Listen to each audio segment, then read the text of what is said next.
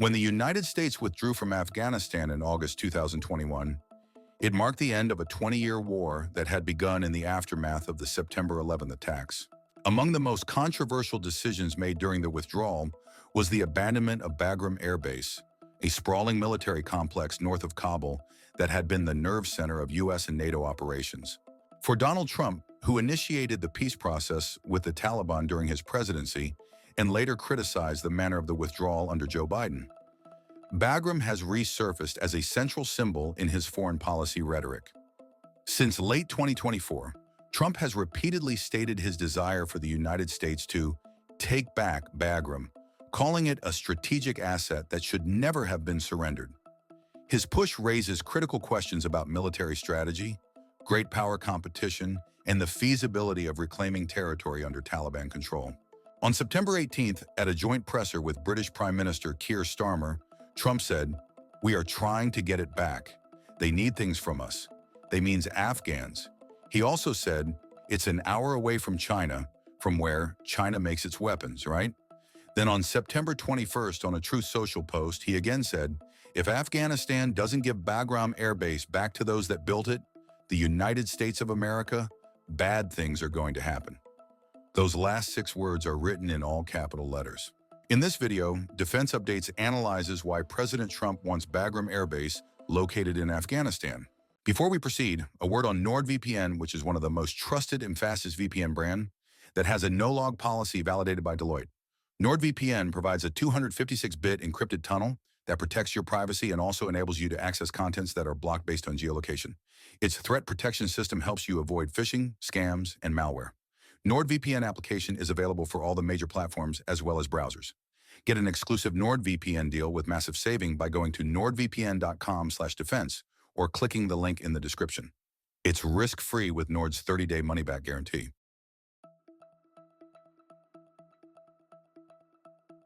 Bagram Air Base holds immense strategic value due to its location at the crossroads of Central and South Asia, near critical geopolitical flashpoints.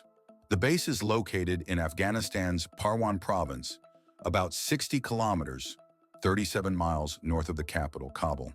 This positioning has made it a crucial asset for intelligence, logistics, and military power projection throughout its history under Soviet, U.S., and now Taliban control.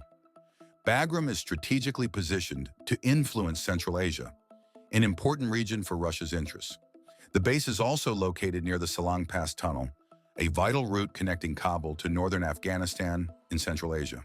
Its location is near China's sensitive Xinjiang province, a hub for its military modernization and nuclear expansion. This allows for monitoring and intelligence operations related to Chinese activities. Trump has increasingly tied Bagram to the U.S.-China rivalry and has suggested that China is using or could use the base for military purposes, an allegation the Taliban has denied. Regardless of the factual basis, Trump sees Bagram as a counterweight to Beijing.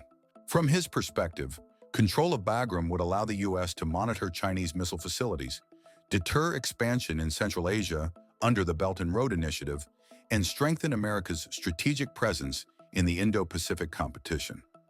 The base's location also provides a valuable vantage point for surveillance and influence over Iran and Pakistan, both of which border Afghanistan.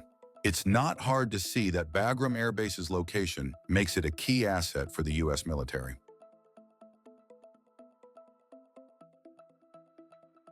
Bagram Air Base was originally built by the Soviet Union in the 1950s and later expanded by U.S. forces after 2001 into the largest American military installation in Afghanistan. It sits at latitude 34.9461 degrees north, longitude approximately 69.265 degrees east, at an elevation of roughly 1,492 meters, 4,895 feet, above mean sea level. Bagram Air Base is one of the biggest air bases in the entire subcontinent. The airfield is a dual-runway military complex whose primary runway measures approximately 11,819 feet by 151 feet and a secondary runway about 9,687 feet by 85 feet. Trump had said, "It's one of the most powerful bases in the world in terms of runway strength and length. You can land anything on there. You can land a planet on top of it.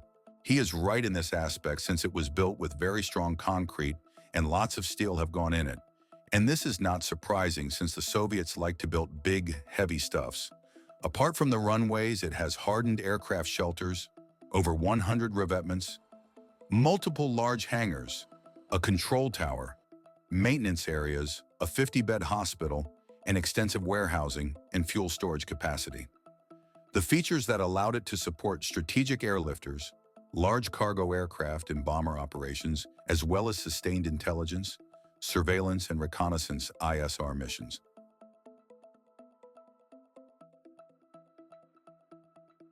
There is no doubt that if US can retake Bagram or reach an understanding with Taliban, it will be a crucial strategic win. For the Taliban, handing over Bagram seems like a red line. Since retaking power in 2021, they have sought international legitimacy and economic assistance. Ceding control of their most significant military asset would undermine their claim to sovereignty. Taliban officials have already dismissed Trump's statements as dreams, insisting Afghanistan's territory is not negotiable. Two main Taliban figures, Zabihullah Mujahid, the chief spokesman, and Fasihuddin Fitrat, chief of staff of the Defense Ministry, have articulated the group's position clearly. Spokesman Mujahid, speaking via their official channels, called on the U.S. to adopt a policy of realism and rationality. He reminded that under the Doha Agreement, the U.S. had committed that it will not use or threaten force against the territorial integrity or political independence of Afghanistan, nor interfere in its internal affairs. Fitrat went further, flatly rejecting any proposal of relinquishing control. He said, "A deal over even an inch of Afghanistan's soil is not possible. We don't need it." Another Taliban official, Zakir Jalal, affiliated with the Foreign Ministry, also rejected the possibility of a renewed U.S. military presence. He wrote on X, formerly Twitter, that Afghans have never accepted foreign military presence in their land throughout history. He insisted that negotiations might occur on economic or political terms, but without the United States maintaining any military presence in any part of Afghanistan. So it is clear that Taliban and the Trump administration are not on the same page. It will be interesting to see how things pan out in the coming days.